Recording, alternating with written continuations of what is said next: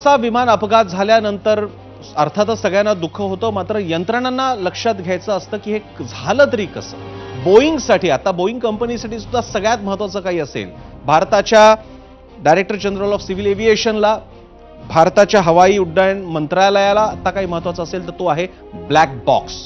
हा black box ते सांगू शकतो की या विमानाच्या पडण्यामागची कारणं काय होती, काय घडत होतं त्या शेवटच्या क्षणांमध्ये, तांत्रिक प्रक्रिया काय घडत होती, कुठे चुकलं होतं, इंजिनाचा दोष होता की काही अन्य भाग होता, आणि त्यासाठी ब्लॅक बॉक्स काय ते आपल्याला बघावं लागेल. आपण बघूयात विमान दुर्घटनेचा साक्षीदार असणारा ब्लॅक बॉक्स. ब्लॅक बॉक्स हे एक अत्यंत मजबूत आणि दाब प्रतिरोधक उपकरण असतं, अतिशय मजबूत असतं. विमानाला कितीही मोठा अपघात झाला तरी टिटॅनियम धातूने बनलेला ब्लॅक बॉक्स सुरक्षित राहतो. आणि नाव जरी ब्लॅक बॉक्स असं असलं तरी तो प्रत्यक्षात ब्लॅक नसतो, काळा नसतो, प्रखर केशरी रंगाचं ते उपकरण असतं, त्याला आवरण असतं.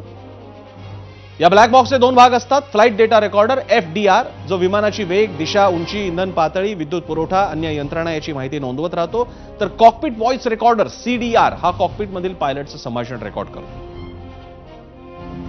आणि विमान दुर्घटनेनंतर विशेष प्रशिक्षित अपघात तपास पथक बनवलं जातं, आणि अपघात पथक नागरी विमान वाहतूक संचालनालय, विमान अपघात तपास ब्युरो यांच्याकडून हे पथक पाठवलं जातं, जे आता सध्या या क्षणी अहमदाबादमध्ये पोहोचून या ब्लॅक बॉक्सचा शोध घेत असते.